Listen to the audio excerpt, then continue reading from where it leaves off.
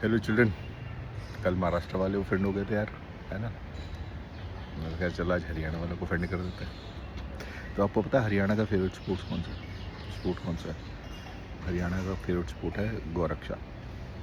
It is still better than dog रक्षा which is happening in all over the country, but still वो उसका reason उसका ये था कि Haryana has been the hub of all the political drama. Actually आपकी रायसेना हिल भी है, वो भी कभी गुड़गांव में होती थी।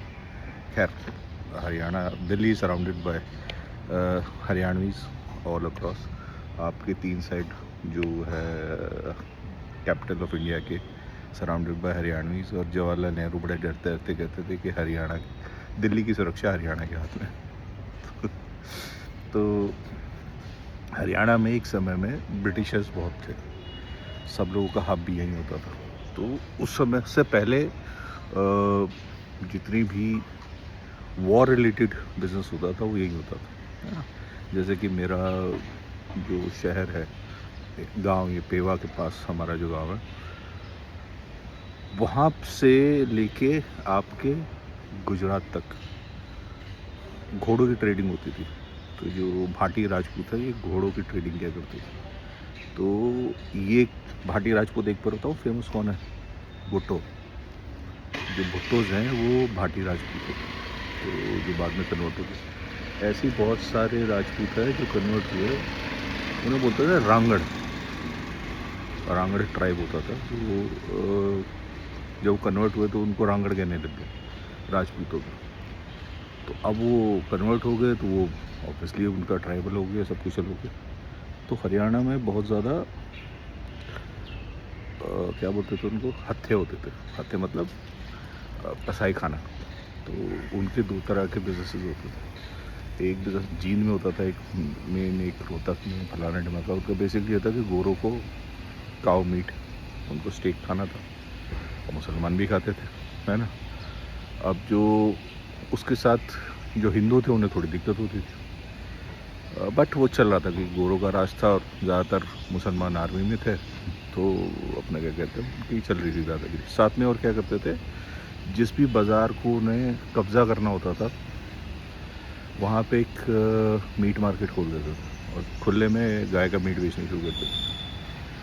तो अपने क्या कहते हैं, फिर ये एक पंगा शुरू हुआ। जो लोकल बनिए थे उन्होंने, खैर वो बाद में बताता हूँ क्या हुआ था।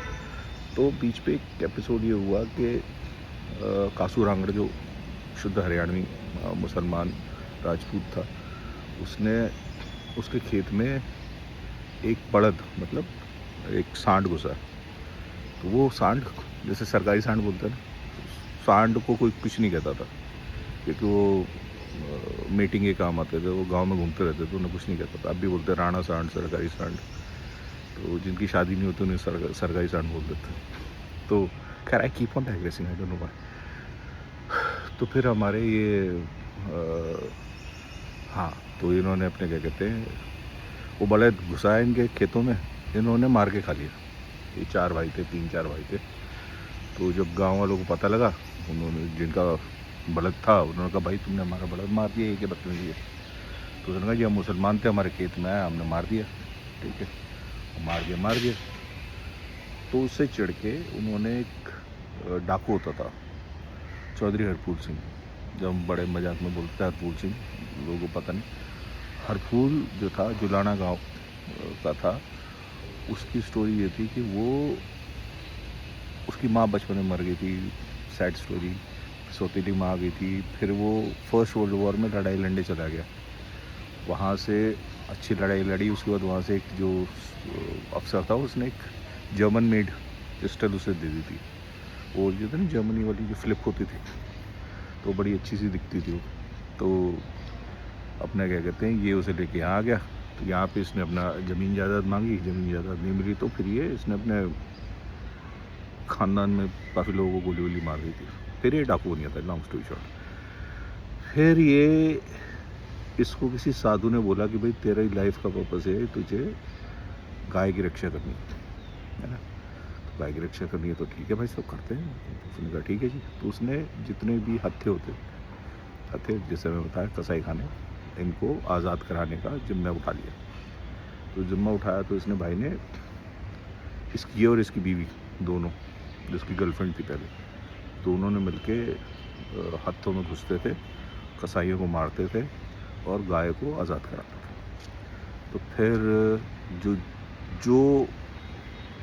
जो बनिए थे, जिनकी दुकानों के आगे ये लगा देते थे, मीट की दुकान लगा देते थे, बाज़ार कब्जा कर लेते थे, उन्होंने और जो दूसरे थे जिनका बड़द मर गया था, उन्होंने मिलके इसको हरफूल सिंह को सुपारी दी या बुलाया कि भाई इन्हें मारो। तो उसने उन तीनों को, लॉन्ग स्टोरी शॉर्ट अगेन, तीनों को मार दिया, तीनों भाइयों को, कासू रांगड़ को और उसके 2 भाइयों को मार दिया। उसका सबसे छोटा भाई जो बच गया था, 10-12 साल का था, वो अभी भी पाकिस्तान में जिंदा है और वो अभी भी डिबेट चल रही है यूट्यूब पे, देखना बहुत सारे। कासू रांगड़ का भतीजा, कासू रांगड़ का, वो अभी भी बैठ के बोल रहे होते हैं शुद्ध हरियाणवी में पाकिस्तान में कि भाई हमना तो किवें ना करा था फलाना दिमाग। खैर, तो फिर वो अपना क्या कहते, वो मार दिया गया। फिर दंगे हुए दबा के, फिर और भी ड्रामा और लॉन्ग स्टोरी शॉर्ट। उसके बाद he became hero, Harphool Singh. तो हरफूल सिंह के हीरो बनने के बाद हरियाणा में हीरो बनने का एक बहुत छोटा सा वो बन गया है रास्ता कि जो गौ हत्या करते उन्हें मार दो।